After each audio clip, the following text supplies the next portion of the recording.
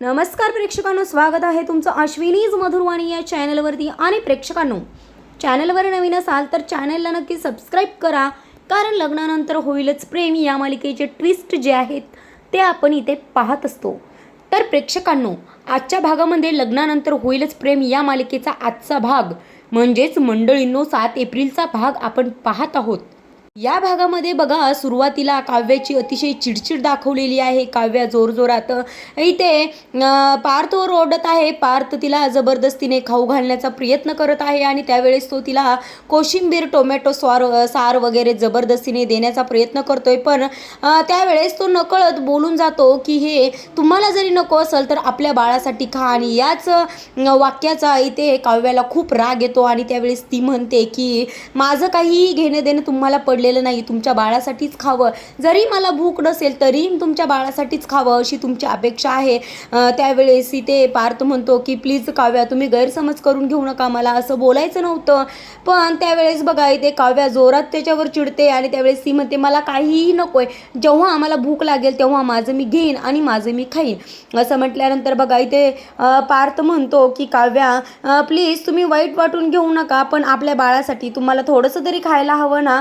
असं म्हटल्यावर परत अजून काव्याला राग येतो आणि ती म्हणते की बाळासाठीच खावं अशी तुमची अपेक्षा आहे। आणि त्यावेळेस बघा, ती खूप चिडचिड करते आणि त्यावेळेस ती त्याला जोरावर ओरडते आणि ती म्हणते की नकोय, मला काहीच नकोय, तुम्ही आत्ताच्या आत्ता इथून प्लीज जा आणि गुड नाईट असं म्हणून त्याला ती बघा बेडरूममध्ये पाठवते। आणि त्यावेळेस पार्थ तिथून निघून जातो। प्रेक्षकांनो, पार्थ तिथून निघून गेल्यानंतर बघा, रम्या हे सगळं दृश्य जे आहे ते लांबून पाहत असते आणि पार्थ जातोय ना जातोय तोपर्यंत लगेच रम्या इथे काव्याजवळ येते।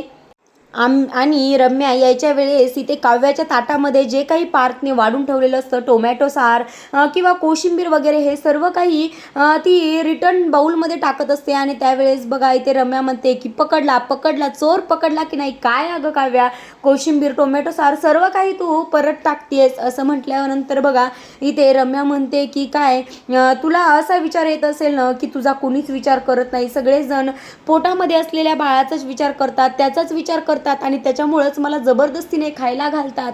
मला माहिती आहे, मी तुला समजू शकते की तुला काय हवंय असं विचारत नाही आणि बाळासाठी काय योग्य आहे तेच तुला देत आहे। त्यावेळेस बघा, इथे काव्याचे कान भरण्याचं काम जे आहे ते रम्या अतिशय व्यवस्थितपणे पार पाडत असते। आणि त्यावेळेस बघा, प्रेक्षकांनो, इथे ती म्हणजेच रम्या काव्याला म्हणते की पण तुला पोटातल्या बाळासाठी थोडंसं तरी खायला पाहिजे ना, जाऊ दे, मी तुझ्यासाठी मस्त फ्रूट्स घेऊन येते। आणि बघा, त्यावेळेस काव्या म्हणते की कुठले फ्रूट्स। त्यावेळेस बघा, रम्या म्हणते की ते सरप्राईज आहे, सरप्राईज असं सांगितल्यानंतर बघा, इथे काव्या म्हणते की बरं रम्या, तू जा आणि फ्रूट्स घेऊन ये तोपर्यंत।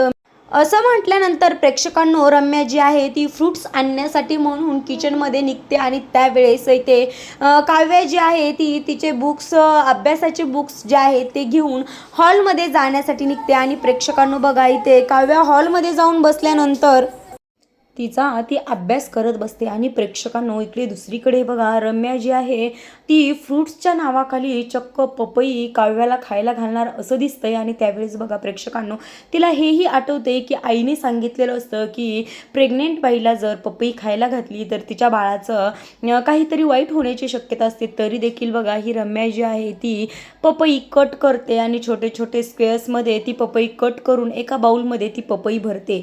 आता प्रेक्षकांनो, इकडे दुसरीकडे बघा, इथे जीवा हा नंदिनीचा खूप विचार करत असतो आणि नंदिनी सहज बोलता बोलता त्याला बोललेली असते की देव न करो, पण जर आपल्याला मूल झालंच नाही आणि आपण आई बाबा कधी बनलोच नाही तर मग काय करायचं, हे जे वाक्य नंदिनी बोललेली असते त्याचा सतत विचार इथे जीवाच्या डोक्यामध्ये चालू असतो। आणि प्रेक्षकांनो, तेवढ्यातच बघा, त्याला समोर एक डायरी दिसते आणि तो कसलाही विचार न करता डायरी हातात घेतो, खाली कॉटच्या शेजारी जाऊन बसतो आणि डायरीवरती वरती असं लिहितो की आम्ही आई बाबा बनणार, आणि खालच्या लाईनमध्ये असं लिहितो की आम्ही आई बाबा बनणार नाही। आणि प्रेक्षकांनो, हे जो 2 वाक्य आहे त्याचे 2 कट करतो आणि 2 चिठ्ठ्या टाईपमध्ये तो बनवतो। आणि प्रेक्षकांनो, आता बघा, त्या 2 चिठ्ठ्या ज्या आहेत त्या व्यवस्थित घडी घालून त्या चिठ्ठ्या फडकवतो आणि त्या फडकल्यानंतर परत त्यातली एक चिठ्ठी चूज करतो आणि परत कसलाही विचार न करता ती चिठ्ठी ओपन करत नाही आणि परत ती चिठ्ठी जी आहे ती फाडून फेकून देतो। प्रेक्षकांनो त्याला काय करावं हेच कळत नाही आणि खरंच आम्ही आई बाबा होईल का नाही असा विचार त्याच्या डोक्यामध्ये चालू असतो. आता प्रेक्षकांनो परत तो विचार करायला लागतो.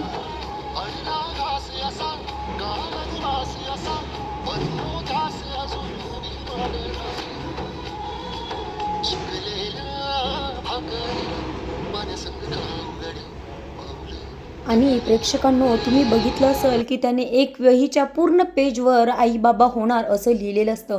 आता प्रेक्षकांनो इकडे दुसरीकडे एका बाऊलमध्ये रम्या पपईचे जे स्क्वेअर्स आहेत ते घेऊन आलेली असते आणि ती तिच्यासमोर बाऊल दाखवते. तेव्हा काव्या म्हणते की रम्या माझ्यासाठी तू पपई आणलीस असं म्हटल्यानंतर बघा रम्या म्हणते की छे ग असं काय म्हणतेस तू, मी हा बाऊल जो आहे तो माझ्यासाठी आणलेला आहे आणि दुसरा बाऊल जो आहे तो मिक्स फ्रूट्सचा बाऊल असतो तो बाऊल मी ते काव्यासमोर दाखवते. आणि बघा प्रेक्षकांनो त्यावेळेस काव्या म्हणते की काय ग रम्या यात तर सर्व माझ्या आवडीचे फ्रूट्स आहेत. मग त्यावेळेस रम्या म्हणते की हो कारण एकदा तू मला सांगितलं होतंस की तुझे कोणते कोणते फ्रूट्स आवडीचे आहेत आणि मी त्यानुसार सर्व काही फ्रूट्स काल मार्केटमध्ये जाऊन घेऊन आलेले आहे आणि आज तुला खाण्यासाठी मी ते फ्रूट्स दिलेले आहेत. त्यावेळेस बघा काव्या म्हणते की एवढे सर्व तू तुझ्या लक्षात ठेवलं. त्यावेळेस रम्या म्हणते की हो मग काय झालं असं ती पटकन बोलून जातो. आणि प्रेक्षकांनो आता बघा रम्या म्हणते की अगं काव्या मी काय अशीच गप्पा मारत बसेल आणि गप्पामध्ये मला काही टाईम कसा जातो काही कळतच नाही. तू माझ्याकडे नको लक्ष देऊ, तू तुझा अभ्यास करत बस आणि मी माझं हे फ्रूट्स एन्जॉय करते असं म्हटल्यानंतर बघा इथे ही काव्य जी आहे ते फ्रूट्स खायला जाते. आणि त्यावेळेस ती म्हणते की काय गं रम्या सेम असाच बाऊल पार्थकडे देखील आहे. मग त्यावेळेस बघा इथे रम्या म्हणते असणारच कारण 2 वर्षापूर्वी मीच त्याला गिफ्ट केला होता फ्रेंडशिप डेच्या दिवशी. आणि त्यावेळेस ती सहज नकळतपणे बोलून जाते की खरंच मी ते दिवस खूप मिस करते. आणि त्यावेळेस ती म्हणते की आमची फ्रेंडशिप खूप मिस करते असं म्हटल्यानंतर बघा काव्या तिला समजूत काढत तिला म्हणते की रम्या नको एवढं टेन्शन घेऊस, होईल ग सगळं काही व्यवस्थित होईल असं म्हटल्यानंतर प्रेक्षकांनो बघा इथे रम्या इथे काव्याला अभ्यास करण्यासाठी सांगते आणि काव्या अभ्यासासाठी इकडे चेहरा फिरवते. तेवढ्यातच बघा तिच्या बुक्सवर जे पेन असतो तो पेन लगेचच इकडे रम्या लंपास करते आणि तो पेन जो आहे तो लपवून ठेवते. प्रेक्षकांनो समोरपणे सांगते की काव्या तू अभ्यास कर आणि नकळतपणे ती तिचा पेन चोरून घेते. म्हणजे बघा ही किती कारस्थानी बाई असेल. आणि त्यावेळेस बघा तिचं ती फ्रूट्स एन्जॉय करत असते आणि त्यावेळेस इकडे काव्या मात्र तिचा पेन शोधत असते. आणि त्यावेळेस मग रम्या विचारते काय ग काही शोधतीयस का. मग त्यावेळेस बघा प्रेक्षकांनो काव्या म्हणते की अगं माझा पेन हरवला आहे. त्यावेळेस रम्या म्हणते की थांब मी घेऊन येते. तेव्हा काव्या म्हणते की नाही नको मी माझ्या रूममधून घेऊन येते. मग त्यावेळेस बघा प्रेक्षकांनो इथे रम्या म्हणते की बरं काव्या तू जर रूममध्ये जातच असशील तर पार्थला सांग की तू खाऊन घेतलंयस कारण तो टेन्शनमध्ये असेल आणि तो म्हणेल की काव्यानं काही खाल्लं आहे की नाही. आता प्रेक्षकांनो काव्या इथून निघून गेल्यानंतर बघा इथे रम्या ही त्या पेनाकडे एकटक पाहत असते आणि त्यावेळेस ती म्हणते की माइंड गेममध्ये मला कोणीच हरवू शकत नाही काव्या. आता प्रेक्षकांनो पार्थ जो आहे तो बेडरूममध्ये बसलेला असतो परंतु त्याच्या डोक्यामध्ये सतत विचार चालू असतो की काव्याने काही खाल्ले का नाही. आणि त्यावेळेस बघा इथे काव्याला पार्थ म्हणतो की काव्या तुम्ही काही खाल्ले का. मग त्यावेळेस काव्या म्हणते की हो माझ्यासाठी नाही हो पण मी माझ्या बाळासाठी फ्रूट्स खाते आणि माझं काय करायचंय माझं असू दे नाही नसू दे पण मी माझ्या बाळासाठी खाते असं टोमण्यानं बोलल्यानंतर बघा त्यावेळेस लगेच ती गुड नाईट असं म्हणून तिथून निघून जाते. पार्थ मागून आवाज येतो याच्याकडे ती लक्षही देत नाही.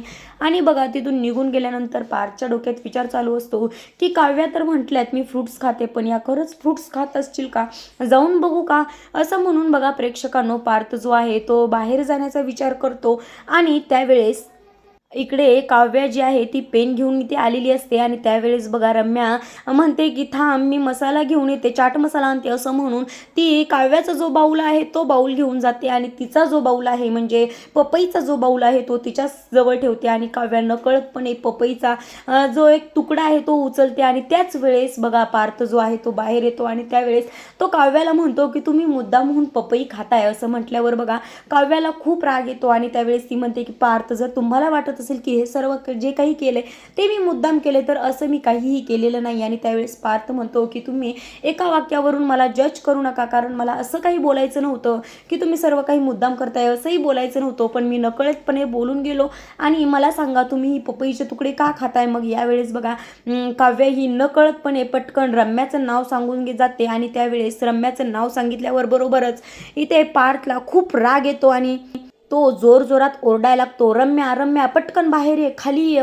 असं म्हटल्यानंतर प्रेक्षकांनो बघा रम्या तिथेच बाजूला उभं राहून यांची मज्जा बघत असते. आणि त्यावेळेस रम्या लगेच पळतच बाहेर येते आणि तिच्याबरोबरच मालिनी, काका हे सर्व जे आहे ते सर्व बाहेर येतात. आणि बघा प्रेक्षकांनो इथे रम्या आलेली आहे, ती तिचा बाऊल जो आहे तो खाली ठेवते. आणि त्यावेळेस बघा इथे जो पार्थ आहे तो तिच्यावर खूप चिडतो आणि तिला तो म्हणतो की तू माझ्या बायकोच्या जीवावर उठलीच सुटलीस आणि मी तुला नाही मिळालो म्हणून तू माझ्या बाळाच्याही जीवावर उठली आहेस का? यावेळेस इथे रम्या म्हणते की मी असं काय केलं, मी काहीच केलेलं नाही आहे आणि मी नकळतपणे माझा बाऊल इथे ठेवला आणि काव्याचा बाऊल मी घेऊन गेले. मग त्यावेळेस बघा प्रेक्षकांनो इथे पार्थ खूप चिडलेला आहे आणि त्यावेळेस तो रम्याला म्हणतो की तू माझ्या बायकोच्या आजूबाजूलाही फिरकायचं नाही आहेस आणि तिला खूप वॉर्निंग देत असतो. प्रेक्षकांनो त्याच वेळेस बघा तेवढ्यातच विजय तिथे येतो आणि तो डायरेक्ट इथे देशमुख म्हणजेच पार्थचा हात पकडतो. आणि त्यावेळेस तो म्हणतो की मी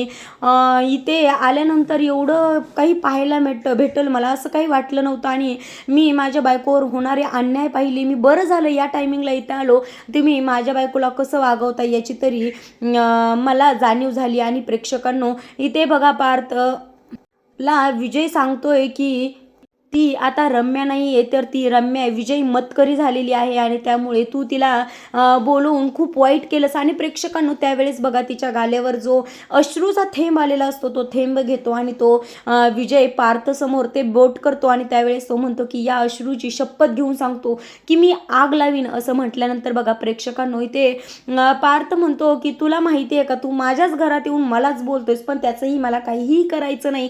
आणि तुला एक गोष्ट दुसरी सांगतो की ती म्हणजे तुझ्या बायकोने काय केलंय तर माहिती आहे का, माझी बायको प्रेग्नेंट असताना तिला पपई खायला घातली आहे. तर यावेळेस बघा प्रेक्षकांनो इथे रम्या सांगते की नाही तुझा काहीतरी गैरसमज होतोय पार्थ, मी तिला पपई खायला घातलेली नाही आणि तो बाऊल जो आहे तो माझा होता आणि माझा बाऊल मी इथेच ठेवला आणि न कळतपणे मी चाट मसाला आणण्यासाठी इथं काव्याचा जो मिक्स फ्रूटचा बाऊल आहे तो बाऊल घेऊन गेले आणि त्यामुळेच इथे माझा बाऊल राहिला असेल. असं म्हटल्यानंतर प्रेक्षकांनो रम्या म्हणते की अगं काव्या सांग की त्याला काहीतरी, एवढाही माझ्यावर अविश्वास दाखवू नको पार्थ, मी जे काही सर्व होतं ते मी पूर्णपणे सोडून दिलेलं आहे आणि आता मी पूर्ण मूव ऑन व्हायचं ठरवलेलं आहे. आणि जरी पार्थ तुझा माझ्यावर विश्वास नसेल तर सांग ना मी काय करू म्हणजे तुझा माझ्यावर विश्वास बसेल. प्रेक्षकांनो असं म्हटल्यानंतर बघा पार्थला त्याची चूक कळते आणि त्यावेळेस तो जायला निघतो, पण तेवढ्यातच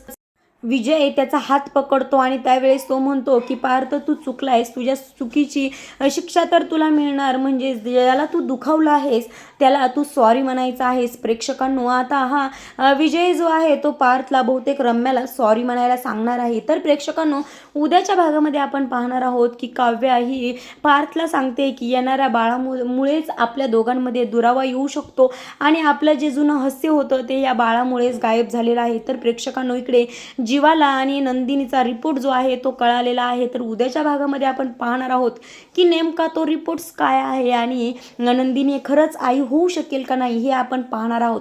प्रेक्षकांनो आजचा भाग आवडला असेल तर लाईक करा आणि उद्याचा भाग पाहण्यासाठी आपल्या चॅनलला सबस्क्राईब करा.